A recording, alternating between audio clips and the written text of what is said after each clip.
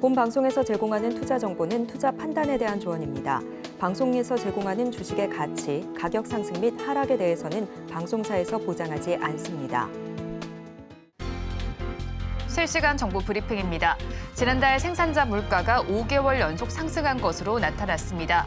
농림수산품이 하락했지만 석유 제품과 전자광학기기 등이 오른 영향이 컸습니다.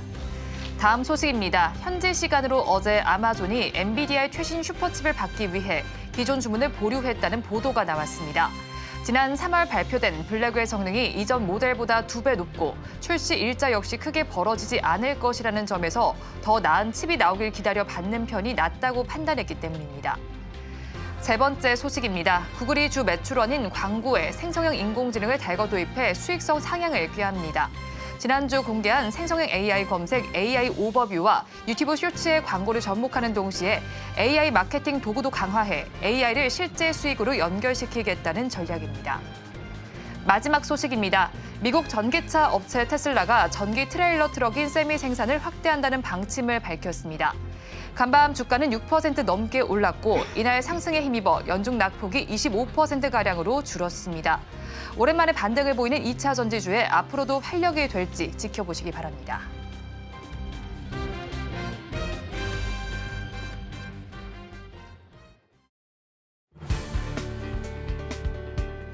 오늘장 내일장 일부 이 시각 시황으로 문 열겠습니다. 엔비디아 실적 발표를 앞두고 국내 증시 양대 지수 강보합권 움직임 가져가고 있습니다. 그런 가운데 오늘 한국은행은 4월 생산자 물가 지수를 발표했습니다. 전월보다 0.3% 오른 119.12로 전월 대비로는 5개월 연속 상승세를 이었습니다. 농수산물 가격이 크게 하락했음에도 국제 유가와 환율 상승 여파에 전반적인 생산자 물가 지수가 상승한 영향입니다. 품목별로 살펴보면요. 농림수산품 가격은 전월 대비 3% 하락했습니다. 축산물 가격이 올랐음에도 농산물과 수산물 가격이 하락했기 때문입니다. 생산자 물가 지수는요. 생산자가 시장에 공급하는 상품과 서비스의 가격 변동을 측정한 지표로 통상 1, 2개월 뒤에 소비자 물가 지수에 반영이 되게 되는데요. 이에 따라 추후 발표될 소비자 물가 지수도 잘 체크해 보시면 좋을 것 같습니다. 그런 가운데 오늘 국내 증시 양대 지수 엇갈린 채 출발을 했는데요. 하지만 현재는 양대 지수 모두 오름세 보여주고 있습니다. 그렇다면 오늘장 코스피 지수 먼저 살펴보도록 하겠습니다. 오늘 코스피 0.03% 하락 출발했는데요. 이후 2,710포인트를 터치하기도 했으나 낙폭을 줄여내면서 현재는 상승 반전에 성공한 모습입니다. 0.02% 강보합권 움직임 가져가면서 지수는 2,724선 움직임 확인되고 있습니다. 엔비디아 실적 발표를 대기하는 가운데 K푸드, K뷰티, 전력기계 등 실적 모멘텀이 추가된 업종을 위주로 강한 흐름 보여주고 있습니다. 동원 F&B와 대상은 오늘 52주 신고가를 경신했고요. 삼양식품과 CJ제일제당, 빙그레도 모두 상승세 확인되고 있습니다. 이어서 매매 동향도 살펴보도록 하겠습니다. 오늘 코스피 안에서는 외국인만이 매수 우위 확인되고 있습니다. 4거래일 만에 매수세 전환한 모습이고요. 오늘 대형주 위주의 사자세 보여주면서 2,100억 원 넘게 사들이고 있습니다. 반면 개인과 기관은 동반 팔자세 보여주고 있는데요. 개인은 어제 5천억 원 넘는 매수세 보여주기도 했는데 오늘은 1,791억 원 덜어내고 있고요. 기관도 함께 발을 빼는 모습 확인되고 있습니다. 그런 가운데 오늘 코스닥은 4거래일 만에 반등에 나선 모습입니다. 오늘 0.46% 상승으로 출발했는데요. 장중한 때 846포인트를 터치하면서 하락 전환하기도 했지만 이내 다시 오름세 보여주고 있습니다. 현재 0.1% 상승하면서 지수는 847선 움직임 확인되고 있습니다. FOMC 의사록 공개를 앞둔 가운데 개별 종목 장세가 이어지고 있습니다. 알테오제는 기술력이 부각되면서 강세가 지속되고 있고요. 또 게임주 안에서는 넥슨이 던전 앤 파인터 모바일 흥행 기대감 커지면서 강한 흐름 포착되고 있습니다. 또 오늘 수소차 관련주도 탄력 받아가는 모습입니다. 이어서 매매 동향도 살펴보도록 하겠습니다. 오늘 코스닥 안에서는 코스피와는 반대되는 흐름 확인되고 있습니다. 외국인 많이 매도세 보여주고 있는데요. 외국인 308억 원 넘게 팔아내고 있고요. 오늘 제조업 위주의 매도세 확인되고 있습니다. 반면 개인과 기관은 동반 강한 매수세 보여주면서 지수 상승을 견인하고 있는데요. 오늘 기관의 경우에는 금융투자 위주의 사자세 보여주면서 200억 원 넘게 사들이고 있습니다.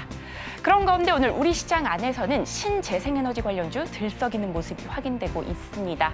올해 우리 주식시장을 휩쓸었던 AI 열풍이 전력 인프라와 에너지원으로 옮겨붙고 있습니다.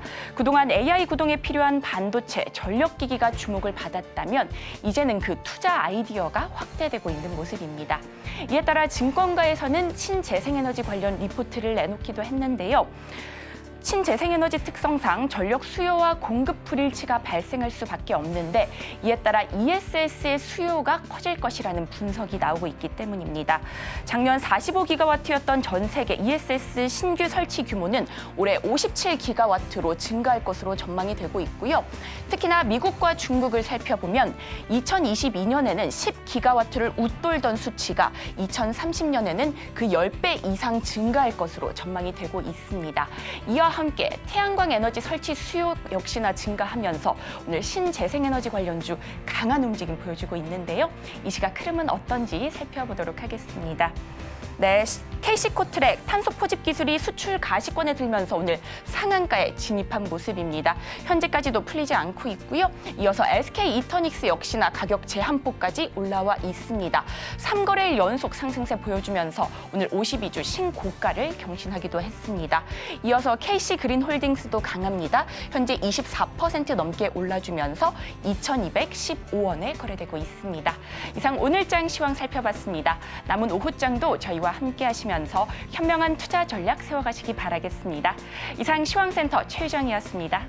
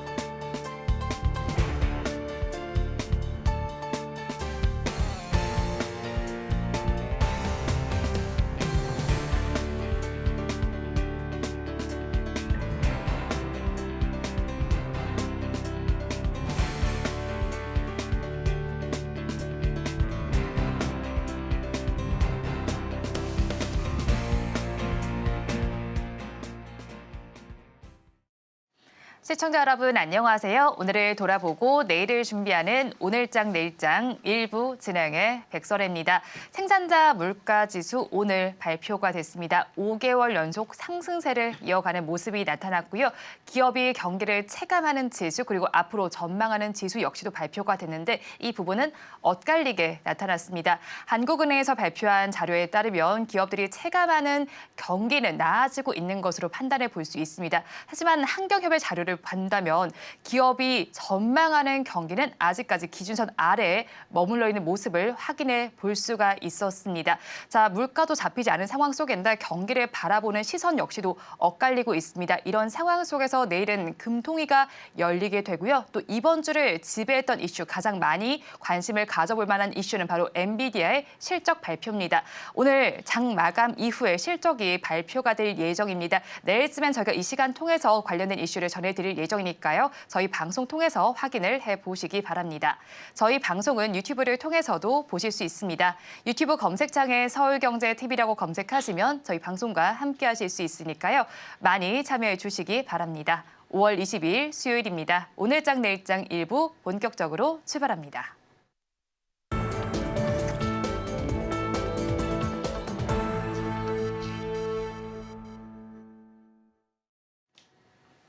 오늘도 두 분과 함께 수익이 될 만한 뉴스를 꼽아서 전해드리도록 하겠습니다. 나도투자연구소의 이재규 본부장, 영앤리서치 최진욱 본부장과 함께합니다. 어서 오세요. 안녕하세요. 반갑습니다.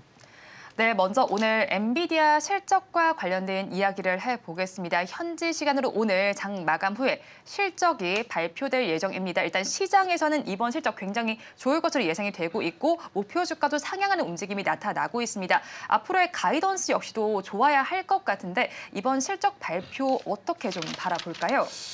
네, 일단 실적에 대해서는 다들 상향 조정을 좀 하고 있더라고요. 그래서 잘 나올 가능성이 높은데 중요한 것은 앞으로가 어떻느냐 네. 이 부분일 것 같습니다. 그래서 지금 전반적으로 시장의 흐름을 놓고 봤을 때는 종목군들의 변동성을 따져보면 긍정적인 기대감이 굉장히 많이 부각이 되고 있는 것 같아요. 그래서 오늘 새벽에 마감된 엔비디아 같은 경우도 고가에서 마감이 됐다라는 말씀을 드리고 싶고요. 이제 우리나라 시간으로 내일 새벽에 실적이 나오게 될 텐데 그에 앞서서 지금 우리나라 기업들 같은 경우도 주가 흐름이 굉장히 잘 나오고 있습니다. 엔비디아의 실적에 의해서 움직일 수 있는 종목군들이 몇 개가 있는데 제가 차트에 잠깐 띄워드리면서 말씀을 드려보도록 하겠습니다. 일단 대표적인 기업은 모두 다 알고 계신 것처럼 SK하이닉스고요. 네. 그다음 종목 같은 경우는 한미반도체죠.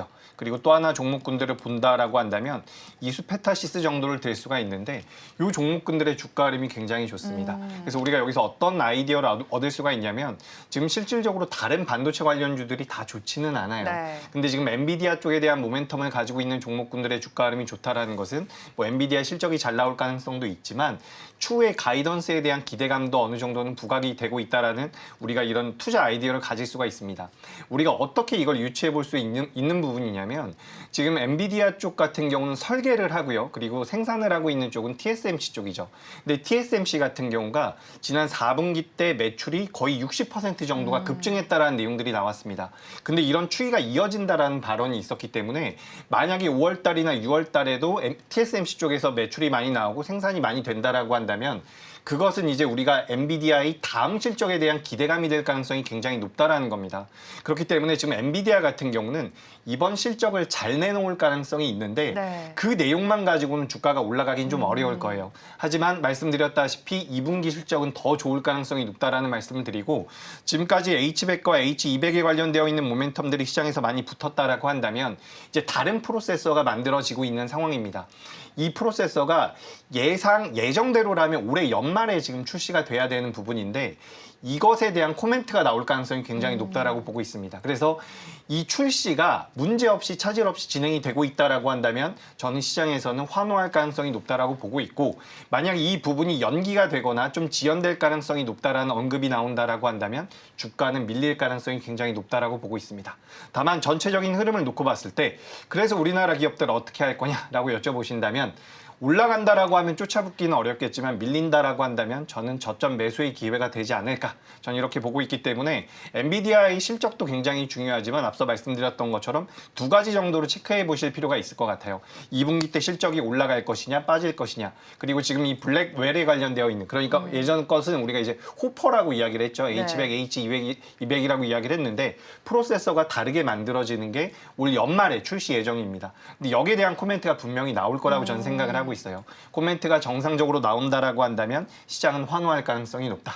주가가 올라가게 되면 따라붙기는 어렵겠지만 밀린다라고 한다면 저는 오히려 매수의 기회가 되지 않을까. 네. 이렇게 의견 드리겠습니다. 사실 그렇죠. 시장에서 엔비디아에 대한 기대감이 높은 만큼 그 기대치를 충족할 수 있을지를 체크를 해보셔야 될 것 같고요. 말씀을 해주신 것처럼 SK하이닉스의 주가 탄력이 지금 좋습니다. 52주 신고가를 경신하는 모습이 나타나기도 했고요. 거기에 더해서 HBM3E의 경우에도 수율이 80%에 근접하면서 업계의 예상을 뛰어넘는 수치가 지금 나타났어요. 그렇다면 이제 더 높여서 SK하이닉스의 주가를 좀 바라봐도 될 것 같은데 어디까지 갈 걸로 보세요? 일단 20만 원 정도는 굉장히 쉬울 거라고 생각을 하고 있습니다. 현재가에서 한 2% 정도만 올라오면 되는데 제가 이거를 차트를 보면서 잠깐 말씀을 드리도록 하겠습니다. 아무래도 좀 보시는 게 나을 것 같아서 지금 SK하이닉스 같은 경우는 굉장히 오랜 기간 횡보를 하다가 지난번에 갭상승이 나오면서 주가가 올라왔죠. 지난 16일 날 갭상승이 나오면서 올라왔는데 우리가 이런 위치들 같은 경우는 굉장히 의미를 부여할 필요가 있습니다. 그러니까 시가총액이 작거나 개인 투자자분들이 많이 매매하는 기업들 같은 경우는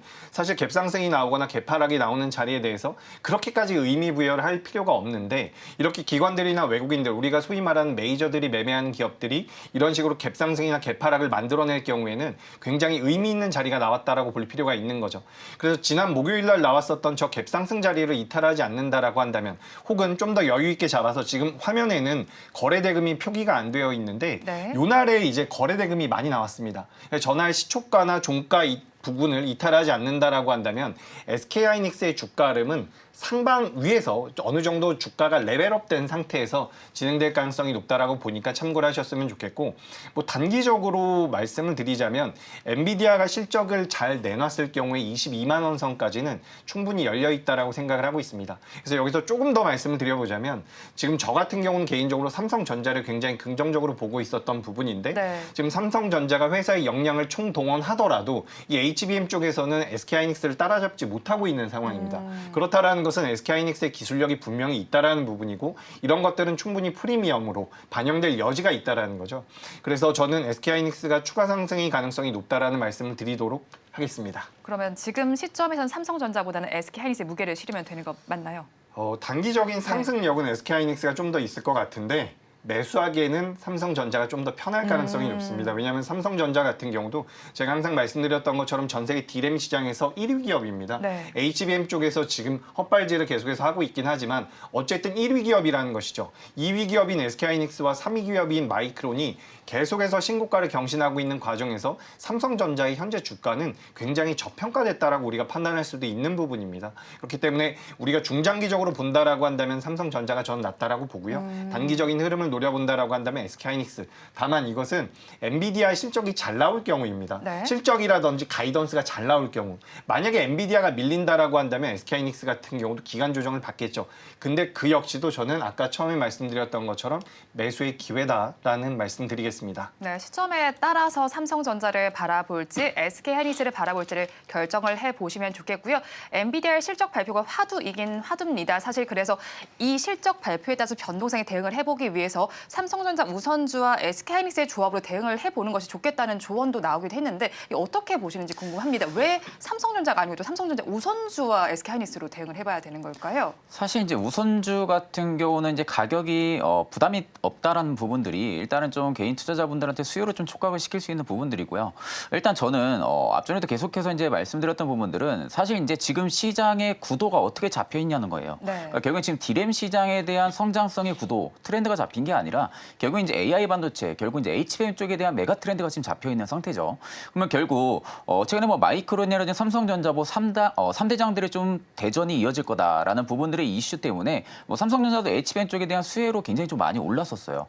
근데 저는 이제 HBM 쪽으로만 놓고 본다 하게 되면은 실제적으로 SK하이닉스가 기술력이 너무나도 좋을 수밖에 없는 상황이에요. 그러니까 결국 지금 삼성전자가 계속해서 투자금을 막대하게 투자를 진행을 하면서 HBM 쪽에 대한 공장을 뭐 건설을 하고 앞으로 조금 더 캐파를 키우면서 나간다고 해도 결국 SK하이닉스가 가지고 있는 이 점유율을 뺏어온다는 게 쉽지가 않거든요. 네. 결국 기존 고객사, 즉 엔비디아 입장에서도 삼성전자에 대해서도 호평을 했다고는 하지만 실제적으로 지금 SK하이닉스랑 장기간의 거래를 했던 부분들, 이런 부분들이 내가 쓰던 것을 갑자기 새로운 것으로 바꾸려는 게 쉽지가 않습니다. 그러니까 결국에 마이크론 같은 경우는 어떻게 보면 자국을 좀 끌어가 나가는 부분들이 있겠죠. 그럼 결국 마이크론의 점유율도 소폭 올라오긴 하겠지만 실질적으로 삼성전자가 여기서 SK하이닉스를 넘어설 만한 입증을 하지 않는다라고 할 경우에는 솔직한 말로 지금 SK하이닉스의 그 점유율을 뺏어올 만큼의 삼성전자가 캐파 증설이 어려운 상황이죠. 그러니까 결국 지금 원래 D램 쪽에서는 굉장히 좋은 회사예요. D램 회사 쪽으로는 굉장히 좀 좋은 회사인데 최근에 지금 엔비디아 쪽에 대한 수주가 폭발적으로 늘어나면서 매출도 증가를 하니까 결국 기업도 돈을 벌어야 되는 입장이고요.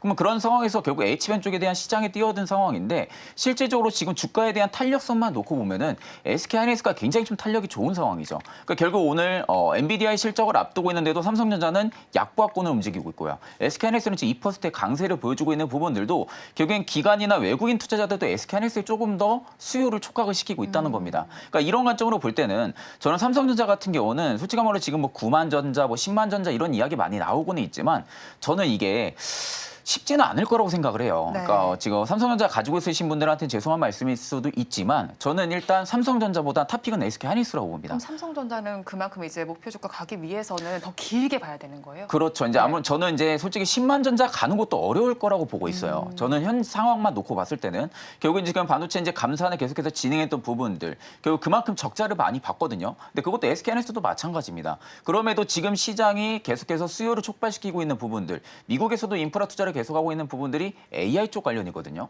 그러면 결국 HBM 수요는 폭발적으로 증가할 수밖에 없는 상황인데 그러면 지금 SK하이닉스가 독과점인 점유율을 가지고 있는 상황이다 보니까 결국 삼성전자보다 실적 면에서는 엄청나게 펌핑이 나올 가능성이 높다라는 거죠. 그러면 결국 지금 시장은 주가를 끌어올리는 것도 투자 수요가 자극을 해줘야 되는 겁니다. 아무리 삼성전자가 지금 상황에서 저평가되어 있고 아무리 좋고 SK하이닉스에 대비해서도 주가가 싸고 뭐하고 한다고 해도 결국엔 외국인 기관 투자 수요가 촉발을 시켜야만이 주가도 끌어올릴 가능성이 굉장히 높거든요. 근데 지금 메가 트렌드 자체가 HBM 쪽에 대한 그러면 SK하이닉스가 결국에는 그 무기를 전부 다 가지고 있는 상황에서 네. 한미반도체랑도 장기간 거래를 했잖아요. 그러면 결국 삼성전자도 제가 이제 앞전에 말씀드렸던 부분들이 지금 상황에서 이오테크니스에 대한 물량만 받을 수는 없는 상황이다 보니까 한미반도체 쪽에 대한 물량을 받는다고 해도 결국에 그 무기는 결국에 한미반도체의 무기를 들고 싸우지만 SK하이닉스가 조금 더 장기적인 공급 가능성 부분들이 여부가 좀 늘어날 가능성이 높다라는 거죠. 그럼 엔비디아 입장에서도 결국 HBM 수요가 폭발적으로 늘어난다고 해도 결국에 여기서 삼성전자 쪽에 대한 주문량을 늘릴 것인가, SK하이닉스 쪽에 대한 주문량을 늘릴 것인가. 그러면 결국 HBM3 이쪽에 대한 지금 선수를 또 치고 있는 게 SK하이닉스거든요. 그러면 결국 이 상황에서 엔비디아는 SK하이닉스 쪽에 대한 점유율을 더 높일 수밖에 없는 상황이라고 저는 생각을 하고 있습니다. 그러면 지금 월가에서도 지금 이야기하는 부분들이 엔비디아가 워낙 지금 높은 주가의 레벨을 위치는 해주고 있지만 결국 지금 미국 시장에서 중심적으로 주목하고 있는 부분들은 금리 인하에 대한 기대감으로 인해서 다우지수가 지금 3만 선을 돌파한 상황이잖아요. 근데 여기서 추가적인 동력이 없는 상황인 겁니다.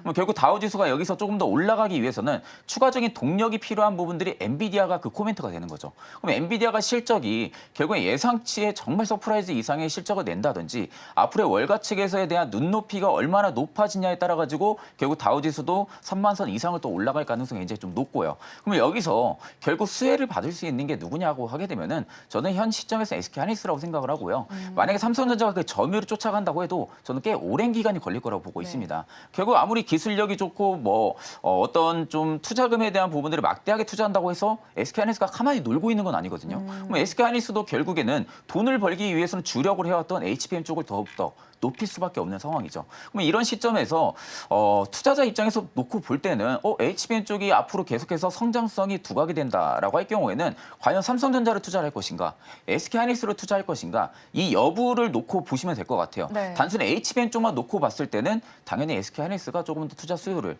크게 증가시킬 가능성이 저는 높다고 보고 있습니다. 네, 지금 본부장님 말씀을 들어보면 지금 시점에서는 SK하이닉스 조금 더 무게를 싣는 발언으로 들리고요. 자, 그렇다면 이제 삼성전자에 대한 얘기도 조금 더 해보고 싶은데 사실 가지고 계신 분들 뭐 기대감이 생겼다가도 금방 또 사그라들고 이러다 보니까 너무 답답하실 것 같아요. 보유자분들 네. 지금 어떻게 해야 될까요? 일단 삼성전자랑 SK하이닉스는 좀 다른 기업입니다. 네. 이거 시가총액이 4배 정도 차이가 나는 기업이에요. 그렇기 때문에 SK하이닉스가 10% 올라가게 되면 삼성전자는 2%, 3% 정도 올라가는 겁니다. 규모 자체가 크기가 차이가 많이 난다라는 말씀 좀 드리고 싶고요. 이 HBM 쪽에 대한 수요가 계속해서 늘어난다라고 한다면 결국에는 캐파 싸움이 될 가능성이 높아요. 엔비디아가 만약에 SK하이닉스 쪽에서만 HBM을 받는다라고 한다면 가격 경쟁력에서 굉장히 불리해질 가능성이 높습니다. 그렇기 때문에 지금 엔비디아는 삼성전자에게 문을 열어주고 싶어서 노력을 하고 있어요. 네. 근데 문제는 삼성전자가 아직까지 못 따라가고 있다라는 부분인데 그래서 결국에 따라갈 가능성이 좀 높다라고 보고 있습니다. 그렇게 된다라고 한다면 삼성전자 역시도 이 HBM 쪽에 대한 수혜를 받을 수가 있지 않을까라고 생각을 하고 있는 부분이고 앞으로 계속해서 이 AI 쪽에 대한 수요가 늘어난다라고 한다면 오히려 SK하이닉스가 지금은 앞서 나가고 있는 부분이지만 추격자의 위치가 굉장히 부담이 될 가능성이 높다라는 거죠. 원래 삼성전자라는 기업의 이런 전략 자체가 이 패스트 팔로워라 그래가지고 네. 1등하고 있는 기업을 뒤에 바로 바짝 쫓아가는 거예요. 그래서 거기서 캐파로 잡아먹는 거죠. 그렇기 때문에 아직까지는 이 부분을 전략적으로 성공하지 못하고 있는데 캐파가 계속해서 늘어난다라고 한다면 지금 SK하이닉스는 생산을 하고 싶어도 못하는 거예요. 네. 캐파가 안 되니까. 근데 SK하이닉스 쪽에서는 이 캐파를 강제적으로 늘릴 생각은 하지 않고 있습니다. 그것은 본인들도 좀 무서워하고 있는 거죠. 추후에는 뒤집힐 가능성에 대해서도 뒤집힌다라기보다는 투자를 많이 했는데 그만큼 수익을 못 낼 가능성이 있기 때문에 그렇기 때문에 지금 당장에는 HBM 쪽에 대한 모멘텀이 SK하이닉스 쪽에 있는 게 맞습니다. 저도 말씀드렸던 것처럼 SK하이닉스가 22만 원까지 갈 가능성이 훨씬 더 높다라고 보고 네. 있어요. 단기적으로. 하지만 삼성전자 역시도 앞으로 모멘텀은 좀 생길 가능성이 높다라는 말씀을 드리도록 하겠습니다. 네, 앞으로는 조금 더 모멘텀이 생길 가능성을 두고 삼성전자를 바라보시면 좋겠습니다. 엔비디아 이야기 여기서 좀 마무리를 해보고요. 이어서 가상자산 이야기로 넘어가 보겠습니다. 현물 ETF 승인과 관련된 이슈입니다. 비트코인에 이어서 이번에는 이더리움입니다. 이 소식이 전해지면서 일단 가상자산 시장에도 약간 훈풍이 좀 불어온 모양새잖아요. 네네.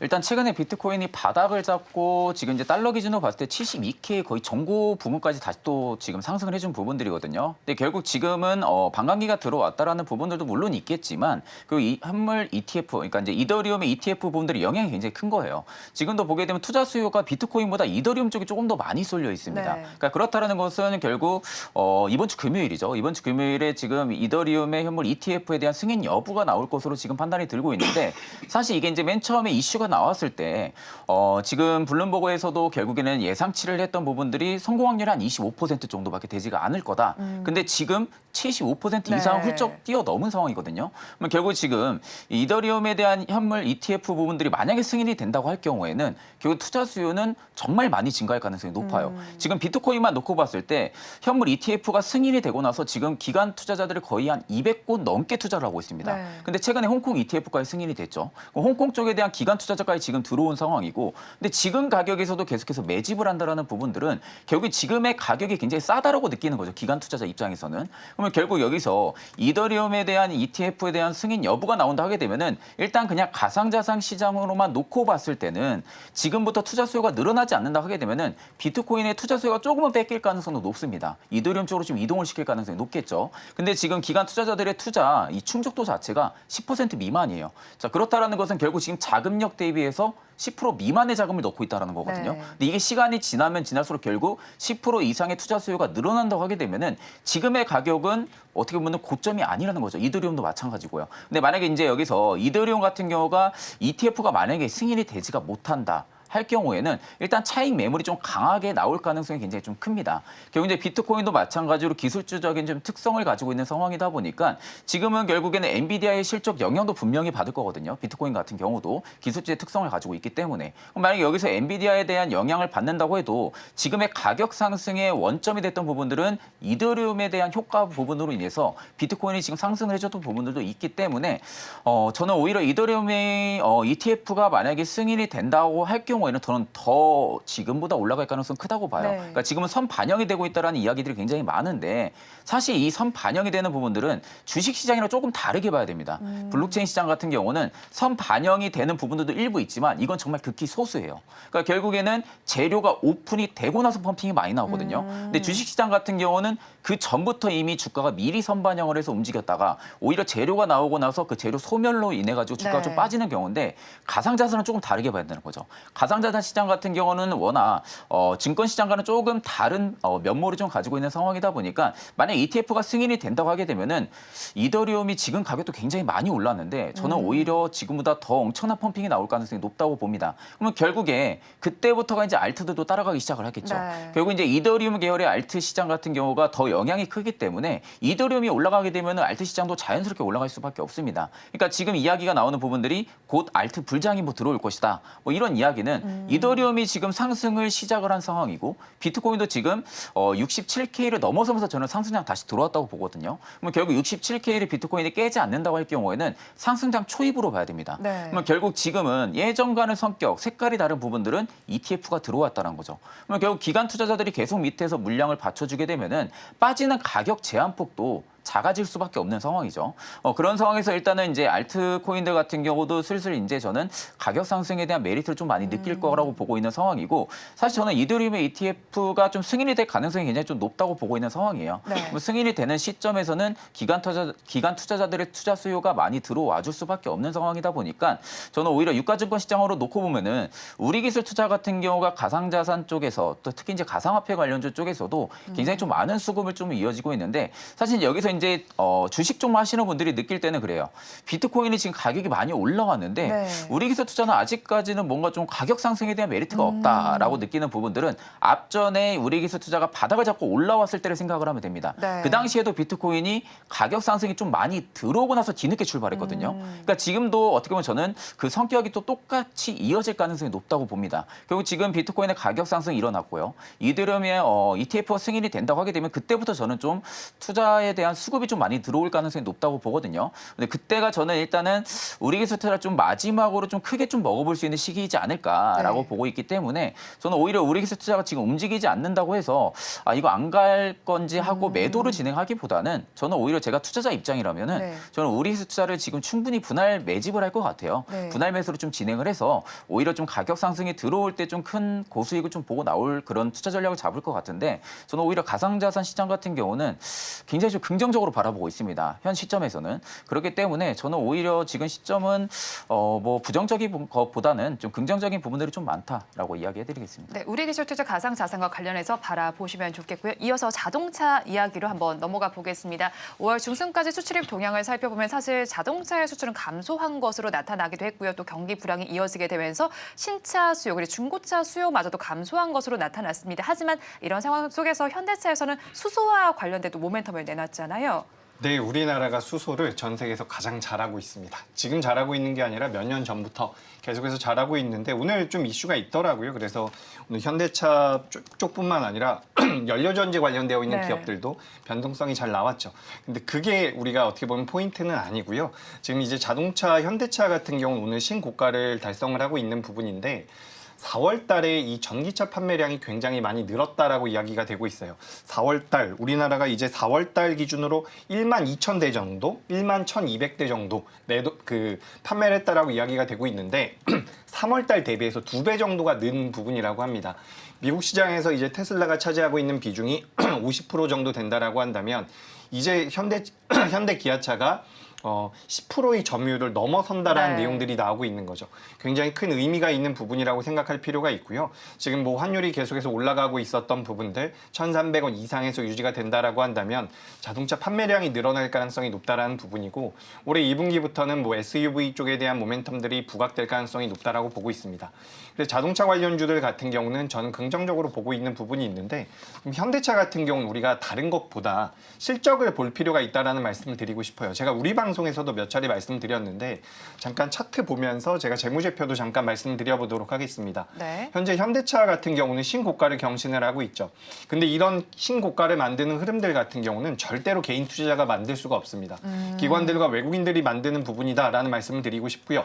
왜 그럴까라고 우리가 고민을 해보면 지금 연결 재무제표 기준으로도 마찬가지고요. 별도로도 마찬가지고 실적을 한번 보면 굉장히 재밌는 게 있습니다. 지금 2021년도 기준으로 현대차가 벌어들인 영업이익이 6조 정도예요. 네. 6조. 근데 작년에 현대차가 벌어들인 영업이익이 15조입니다. 2.5배가 올랐거든요. 근데 우리가 지금 현대차를 월봉 기준으로 이렇게 놓고 본다면 주가 흐름이 굉장히 좋았었던 2020년도, 2021년도 앞서 말씀드렸던 것처럼 영업이익이 6조 정도 나왔었던 상황이라는 거죠. 이 자리가 6조 정도 나왔었던 상황이고 지금 이 자리에서 15조가 나오고 있다는 겁니다. 네. 그렇다라는 것은 지금 주가가 많이 올랐다라고 보기가 어려운 부분이죠. 실제로 완성차 기업들 중에서 아직까지도 저평가되어 있는 기업 중에 하나가 현대차라고 보시면 좋을 것 같고요. 올해 이제 연말 기준으로 해서 글로벌 판매량 탑3 안에 또 들어간다라고 한다면 명실상부한 이제 글로벌 탑티어의 기업이 되지 않을까. 라고 저는 생각을 하고 있습니다. 그래서 친환경 쪽에 대한 모멘텀도 부각이 될 가능성이 높고요. 수소 쪽에 대한 모멘텀, 상용차 쪽에서는 이제 수소차가 많이 판매가 된다라고 해요. 그래서 그런 부분들이 부각된다라고 한다면 현대차와 기아 계속해서 보실 필요가 있지 않을까 오늘 특징주로 말씀을 드려보도록 하겠습니다. 네, 현대차와 기아의 흐름도 계속해서 체크를 해보시면 좋겠고요. 이어서 로봇주 이야기 넘어가 보겠습니다. 기획재정부 차관이 어제 엔젤 로보틱스를 찾았다는 소식 속에서 급등 양상이 펼쳐지고 있고요. 오랜만에 로봇주 전반에서도 강세 흐름이 나타나고 있습니다. 엔젤 로보틱스 급등하는 가운데 또 다른 관심을 가져볼 만한 종목도 있겠죠? 일단 저는 지금 시점에서 뭐 로보로보 같은 경우도 좀 주목은 해볼 필요성이 네. 있지 않을까 보고 있습니다. 일단 뭐 로봇주들이 최근에 모멘텀이 굉장히 좀 많이 부재한 상황이었거든요. 특히 이제 뭐 대장이라 할 수 있는 레인보우 로보틱스 같은 경우도 지금 뭐 가격이 많이 빠지지는 않았지만 지금 이제 계속해서 박스 보합을 치고 있다라는 부분들, 그만큼 지금 투자 수요가 좀 많이 HBM 쪽이랑 지금 전선 전력 쪽으로 많이 몰려 있는 상황이다 보니까 실질적으로 로봇이 좀 갈 수 있는 좀 매개체가 좀 없었던 상황이었습니다. 근데 최근 들어서 다시금 좀 로봇에 대한 좀 이야기가 조금씩 또 나오고 있는 상황이거든요.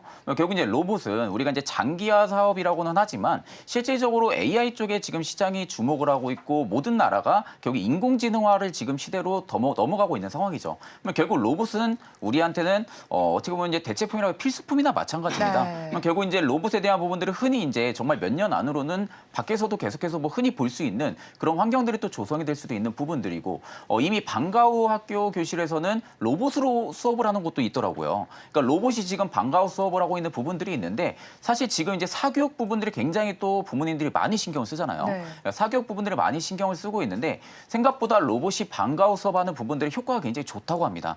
그러면 결국 이제 그 수혜를 누가 받냐? 로보가 받을 수밖에 없는 부분들이죠. 결국 지금 이제 방과후 학교 쪽에 대한 로봇 수요가 지금 점유율을 가지고 있는 기업이 로보인데 최근에 AMD 쪽이랑도 지금 MOU를 지금 체결을 한 상황이거든요. 결국 지금 AI를 통해 가지고 사교육 부분들에 있어서 계속해서 시장을 공략을 하겠다라는 부분들로 인해 가지고 AMD도 이제는 조금씩 사교육 쪽에 좀 많은 관심을 또 가지고 있다라는 겁니다. 그럼 쉽게 말하면 이게 이제 통상적으로 놓고 보면은 로봇 쪽에 관심을 가진다는 거죠. 네. 쉽게 말해서. 근데 그쪽에 대한 시장 점유율이 아직까지 다른 기업들이 많이 차지하고 있는 상황들이 아니거든요.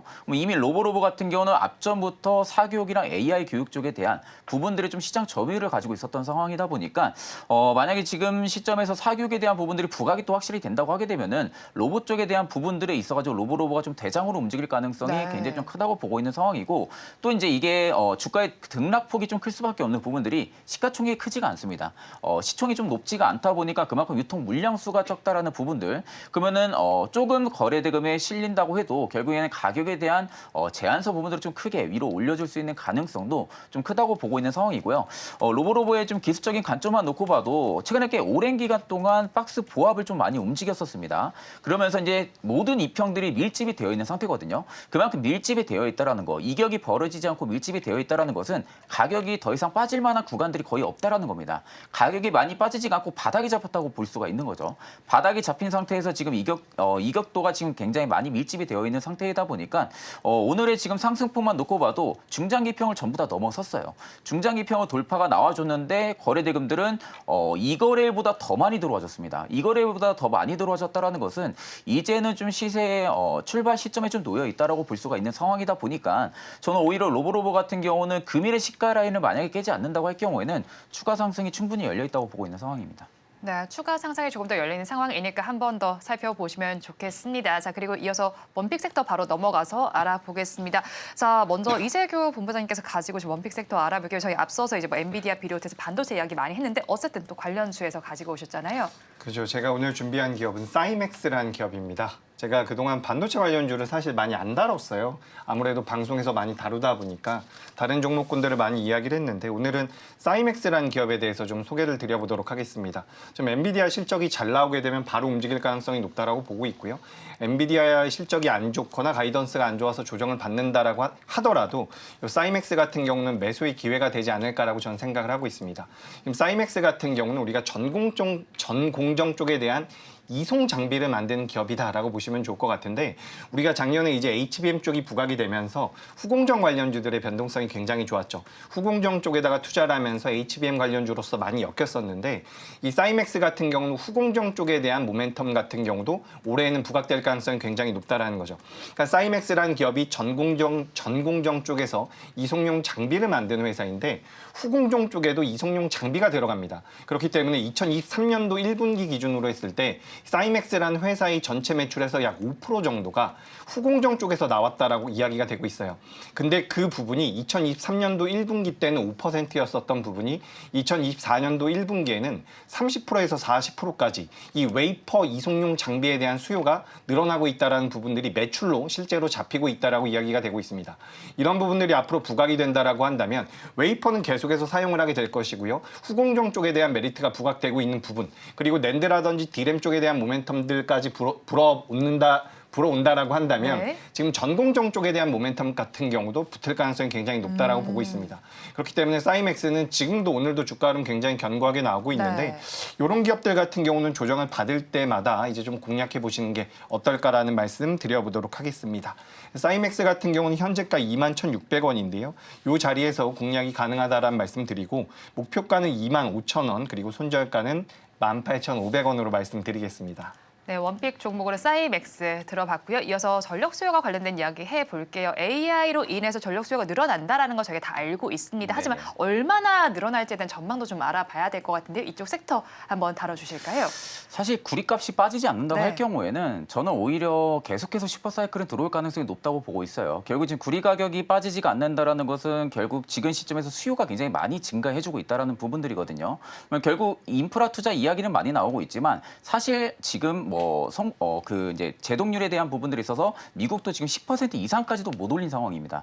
결국 앞으로 변압기 수요에 대한 부분들이 증가할 수 있는 상승폭 자체가 90% 이상 열려 있다고 가정을 할 경우에는 지금 시점에서 결국 이제 전선 변압기 관련주들이 주가가 굉장히 좀 많이 올라온 상황이죠. 주가가 좀 많이 올라왔는데 이제 여기서 이제 중요한 부분들은 앞으로 전선 전력기기 쪽이 실적이 좋아지는 건 알겠지만 이게 지금 몇 년치의 예상치 부분들을 땡겨서 지금 주가에 반영을 시키고 있냐라는 부분들이 일단은 가장 좀 주목이 되지 않을까라고 보고 있는 상황인데 사실 지금 이제 실적에 대한 개선 모멘텀이 붙어 있는 부분들만 있는 게 아니라 외형 성장에 대한 모멘텀까지 붙어 있는 상황이거든요. 그러면 결국 지금 시점에서는 테슬라도 일전 일론 머스크가 이야기했던 부분들 전력량은 결국에는 엄청나게 부족할 것이다라는 네. 부분들에 있어서는 결국 데이터 센터에 대한 확충이 굉장히 커질 수밖에 없다라는 거죠. 결국 AI를 사용을 하게 되면은 그만큼의 많은 전력량이 필요한 부분들이고 그 중에서 제가 이제 항상 말씀드리는 부분들은 전선 전력 관련주들이 다 갈 수는 없습니다. 네. 전부 다 가기에는 다소 힘들고 지금처럼 뭐 섹터에 대한 순환매가 돌아와줘가지고 시던 종목군들도 가고는 있지만 결국 여기에 대한 매출 비중이 높은 기업을 봐야 돼요. 결국 이제 전력 쪽에 대한 매출 비중이 높은 기업이라든지 아니면 전선 쪽에 대한 매출 비중이 높은 기업들을 찾아서 봐야만이 실적의 그 개선폭도 굉장히 가파르게 나올 가능성이 좀 높거든요. 그러면 결국 그에 있어서 준비를 하고 있는 기업이 어떤 기업인지를 우리가 찾아볼 때는 저는 오히려 전력기기 쪽에 좀 탑픽은 일진전기라고 계속 생각을 하고 있는 상황이거든요. 일진전기 같은 경우가 지금 매출액의 상당부 한 70% 이상이 전력 쪽에서 나오고 있는 상황입니다. 근데 지금 일진전기가 원래는 기존에 좀 수주잔고를 가지고 있는 부분들을 생각보다 많이 안 썼었어요. 그러니까 기회비용 부분들을 쓰지 않고 투자를 좀 늘리지가 않았던 그런 회사인데 최근에 공장을 건설을 하고 있는 상황이거든요. 네. 공장을 건설을 한다라는 것은 앞으로의 좀 AI 시대의 도래에 있어가지고 전력량에 대한 수요가 굉장히 많이 증가할 것을 미리 알고 있기 때문에 지금 캐파를 계속해서 증설을 하고 있는 상황인데 자, 만약에 여기서 이제 올해 10월 정도에 그 공장이 지금 가동이 예정이 되어 있는 상태입니다. 그럼 결국 지금 시점에서 일진전기가 가격에 대한 상승 메리트가 많이 들어온 상황에서 좀 쉬어가고는 있지만 실질적으로 저는 이제 매출 부분들이 다른 전력기기보다도 좀 잘 나오는 기업이거든요. 실적이 나쁜 기업도 아닙니다. 실적이 나쁜 기업도 아닌데도 불구하고 어느 정도 매출이나 실적에 대한 부분들이 바닥을 잡고 있는 상황에서 위로 올라갈 수 있는 제한폭이 없다고 할 경우에는 실질적으로 일진전기의 가격 상승은 좀 강하게 들어올 가능성이 저는 좀 높다고 보고 있고 네. 지금 가격이 많이 올랐다고 해가지고 지금 뭐 매수를 못하겠다라고 보기에는 사실 지금 시장 움직임만 올해 초부터 보면은 충분히 이해가 되실 거예요. 그리고 가는 사람들만 계속해서 가는 기업들이 지금 나타나고 있는 상황이다 보니까 저는 올해 전력, 전선, 변압기 관련주들은 올해 내내 좀 슈퍼사이클이 유지가 될 가능성이 높다라는 관점으로 볼 때 일진전기는 지금 가격에서도 저는 충분히 접근이 가능하다고 보고 있는 상황인데 일단 매수가 같은 경우는 저는 아마 한 23,000원대까지 근접하게 좀 내려오면은 그때 좀 매수하시게 되면은 손익비가 굉장히 좀 좋은 구간이라는 점을 좀 말씀을 드리고요. 목표가 같은 경우는 저는 26,200원대까지 일단 보고 있는 상황입니다. 앞전 신고가 라인 라인인데 일단 여기 위쪽에 대한 고가 물량을 좀 소화를 해주는 그런 움직임이 필요하기 때문에 한 26,200원 정도까지 좀 1차 목표가를 좀 설정을 해드리고요. 손절가 같은 경우는 22,000원 굉장히 손익비가 좋은 자리이기 때문에 손절가는 한 22,000원 잡고 접근을 해보셔도 나쁘지 않을 거라 보고 있습니다. 네, 원픽 종목 일진 전기까지 들어봤습니다. 두 분 말씀 여기까지 듣겠습니다. 지금까지 나도투자연구소의 이재규 본부장, 영앤리서치 최진욱 본부장과 함께했습니다. 고맙습니다.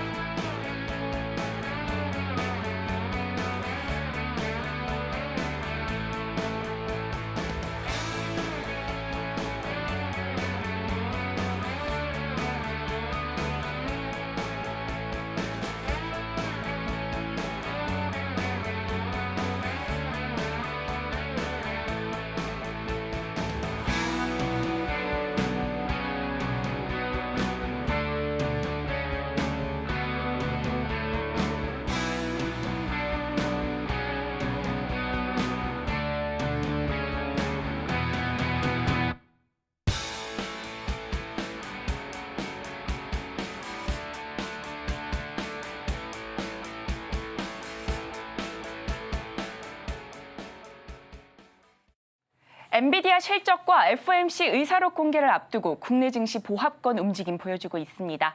이러한 상황 속에서도 강하게 부각되는 종목 골라보고 싶으시다면 매일 아침 서울경제TV AI 세나의 포착 종목들 확인하시고 전략 세워가시기 바라겠습니다.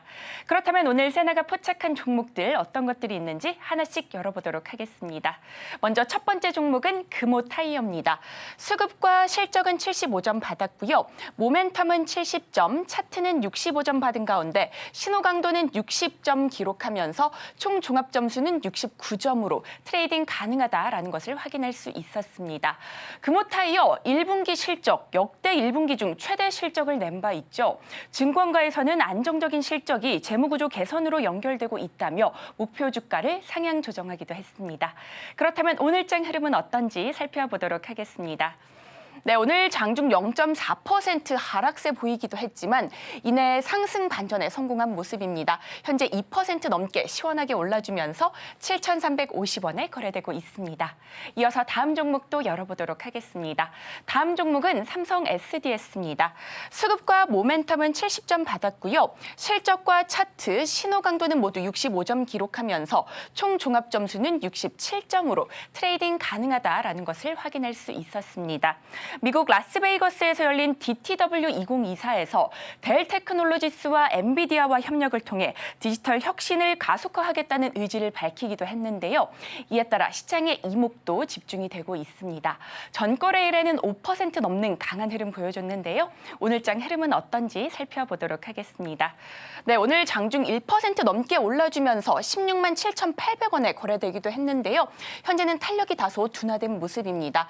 0.42% 2% 강보합권 움직임 가져가면서 16만 6,800원에 거래되고 있습니다. 이어서 다음 종목도 살펴보도록 하겠습니다. 다음 종목은 이노스 첨단 소재입니다.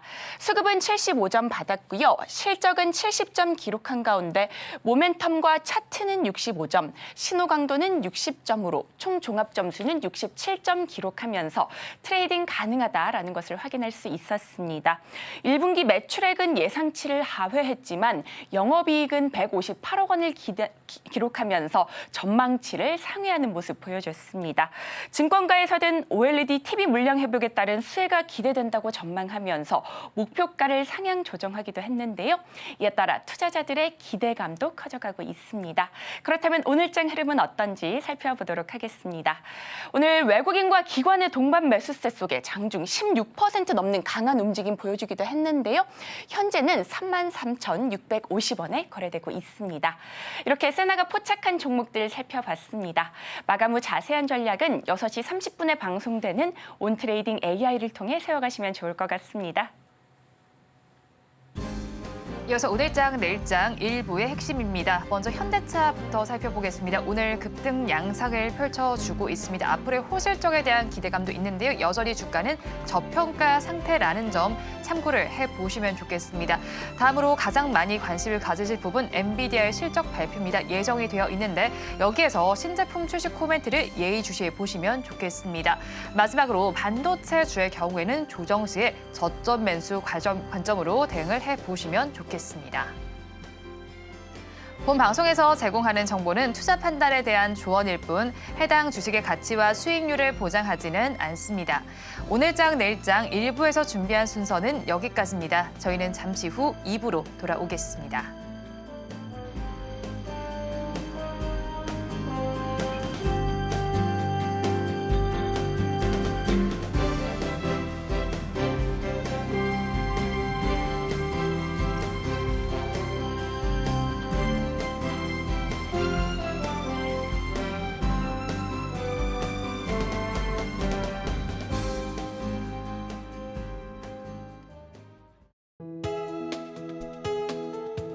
본 방송에서 제공하는 투자 정보는 투자 판단에 대한 조언입니다. 방송에서 제공하는 주식의 가치, 가격 상승 및 하락에 대해서는 방송사에서 보장하지 않습니다.